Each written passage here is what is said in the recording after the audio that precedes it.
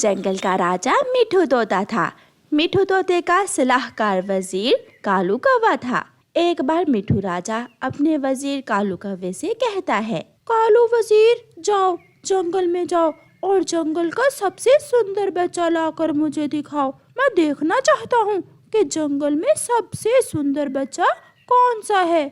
जी, मैं अभी जाता हूँ। कालू कौवा महल से निकलता है। वो सोचता हुआ जा रहा था कि जंगल में सबसे सुंदर बच्चा किस पक्षी का हो सकता है। वो एक पेड़ पर बैठ जाता है। कौन होगा जंगल का सबसे सुंदर बच्चा? फिर कालू कौवे का ध्यान अपने बेटे जग्गू की तरफ जाता है। मेरे जग्गू से बढ़कर कोई सुंदर नहीं हो सकता। मेरा जग्गू सबसे ज्यादा सुंदर है। कौवा सलाह करने कबूतर के पास जाता है।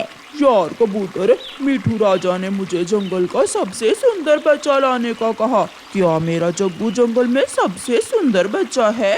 कालू कौवे, जग्गू तुम्हारा बेटा है, इसलिए वो तुम्हें सबसे सुंदर दिखता है। तुम ऐसा करो, तुम मोर के पास जाओ और मोर का बच्चा ले जाओ। राजा जी खुश हो जाएंगे क्योंकि मोर का बच्चा सबसे सुंदर होता है। कौवा उड़ता है और जंगल की दूसरी ओर मोर के पास जाता है।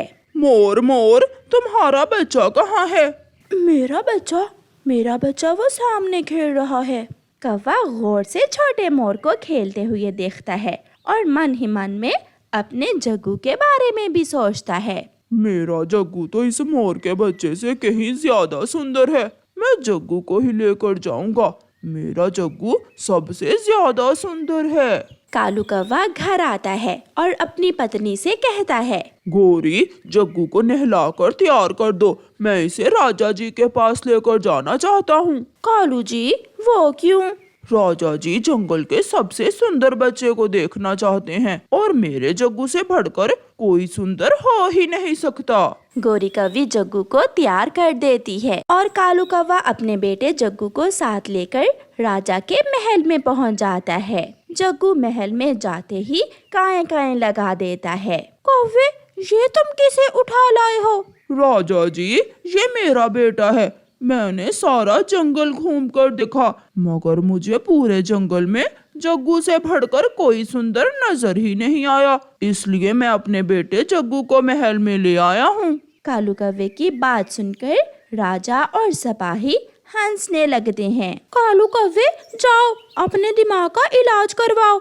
जाओ, मैंने कहा जाओ, इसे भी ले जाओ और जंगल का सबसे सुंदर बच्चा लेकर आओ। निराश होकर कालू कौवा फिर से महल से निकलता है। वो अपने जग्गू बेटे को घर छोड़ता है और जंगल में निकल जाता है। वो बहुत परेशान हाल नदी के पास बैठा हुआ था जब वहाँ चिड़िया आती है। कौवे कौवे, क्या बात है? आज तुम मुझे बहुत परेशान लग रहे हो। चिड़िया, राजा जी ने मुझे जंगल का सबसे सुंदर बच्चा लाने का कहा है। समझ नहीं आ रही कि किसे लेकर जाऊं जो बच्चा राजा को सुंदर लगे। कौवे, तुम ऐसा करो, बुलबुल का बच्चा ले जाओ। बुलबुल का बच्चा बहुत सुंदर होता है। लाल लाल पूंछ और काली काली गर्दन, भूरे रंग के पंख, वही है जंगल में सबसे सुंदर बच्चा। कौवा उड़ता है और बुलबुल के घोंसले में जाता है। बुलबुल, तुम्हारा बच्चा कहाँ है? मैंने अपना बच्चा पत्तों के बीच छुपा कर रखा हुआ है। मेरा बच्चा बहुत सुंदर है ना, इसलिए। फिर कौवा बुलबुल को सारी बात बताता है और बुलबुल अपने बच्चे को पत्तों से बाहर निकालती है। क्या ये है तुम्हारा बच्चा? कौवे का दिमाग अब भी अपने जग्गू की तरफ ही था। इससे तो मेरा जग्गू कहीं सुंदर है। राजा जी ने जरूर अच्छे से देखा नहीं होगा। मैं चलता हूँ। कौवा फिर से घर जाता है और फिर से अपने बेटे को तैयार करता है और उसे साथ लेकर राजा जी के महल में पहुंच जाता है। कौवे, कहाँ है जंगल का सबसे सुंदर बच्चा, कहाँ है? राजा जी, सच कह रहा हूँ। मैं मोर के पास गया, मैं मैना के पास गया, मैंने बुलबुल का बच्चा भी देखा, मगर मुझे जंगल में सबसे सुंदर बच्चा अपना ही लगता है। ये सुनकर राजा कौवे को इनाम देता है और सबसे कहता है, हाँ, ये सच है। दुनिया में सबसे खूबसूरत और प्यारी चीज अपनी संतान ही होती है। कौवा सच कह रहा है। अगर कौवा 100 बार भी जाएगा तो अपना ही बच्चा लाएगा, क्योंकि इसे अपने बच्चे से सुंदर कोई नहीं दिखता है। प्यारे दोस्तों, इस कहानी को लाइक, अपने दोस्तों के साथ शेयर और चैनल को सब्सक्राइब करना बिल्कुल मत भूलना। आपका धन्यवाद। आसमान पर उड़ते हुए बादल देखकर मम्मा चिड़िया बहुत चिंतित हो रही थी। बच्चों जल्दी करो, हमें जल्दी से वापस जाना होगा, ना जाने कब बारिश शुरू हो जाए। मम्मा मैं ये लकड़ियाँ उठा लेती हूँ। नहीं बेटी, लकड़ियाँ मैं उठाती हूँ, आप ये सूखी घास उठा लो और कुकू तुम हमारे आगे आगे उड़ो। बेटा जल्दी करो। ऐसे बारिश से डरते हुए वो सब जल्दी से अपने घर वापस उड़ते हैं। घर वापस आकर मम्मा चिड़िया घर की छत पर बैठ जाती है और बच्चे मम्मा चिड़िया को लकड़ियाँ पकड़ाते हैं। मम्मा चिड़िया उन लकड़ियों से घर की छत को मजबूत करती है। मम्मा, क्या ये सूखा घास भी घर की छत पर लगाना है? नहीं बेटा, ये घास तो हम अपने घोंसलों में रखेंगे। ऐसे मम्मा चिड़िया सारे काम कर लेती है।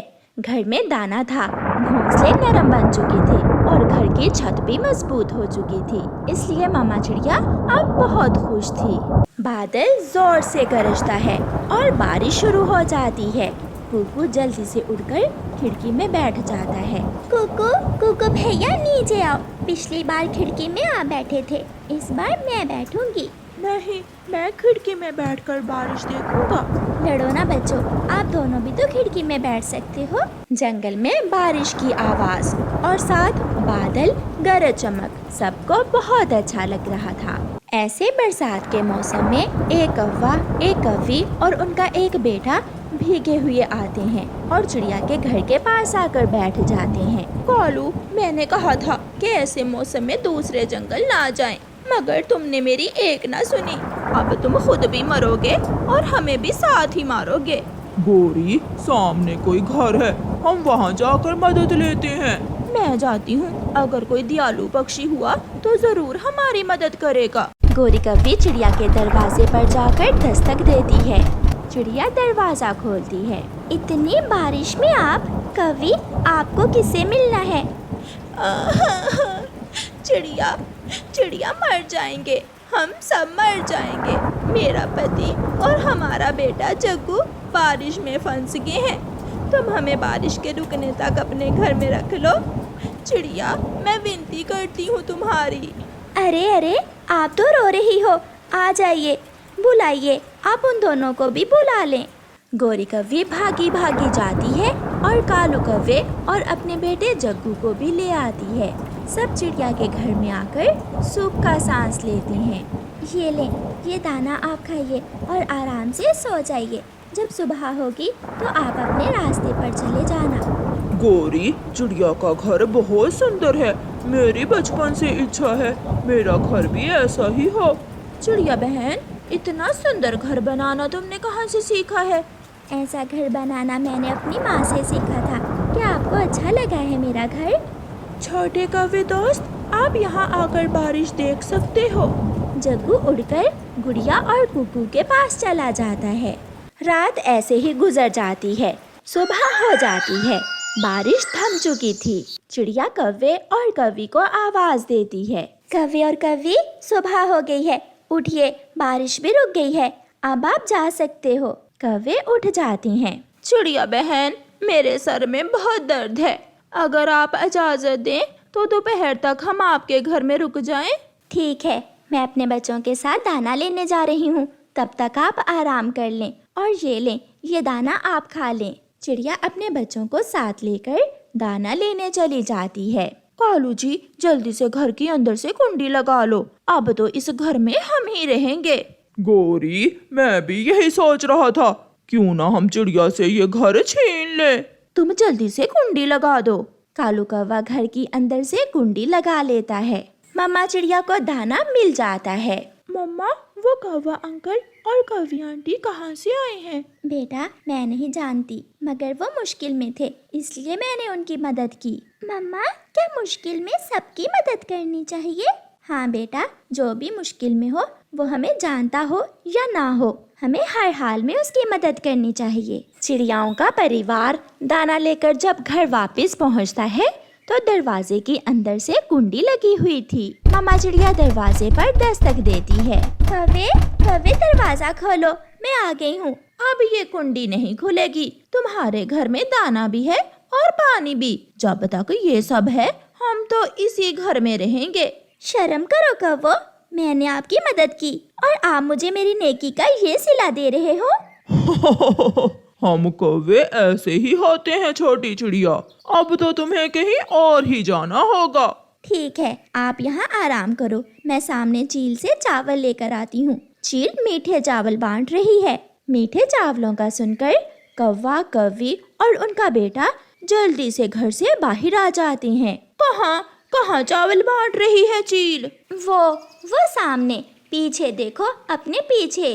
कौवे जैसे ही अपना मुंह दूसरी तरफ करते हैं, चिड़िया अपने बच्चों को साथ लेकर घर में चली जाती है और अंदर से कुंडी लगा लेती है।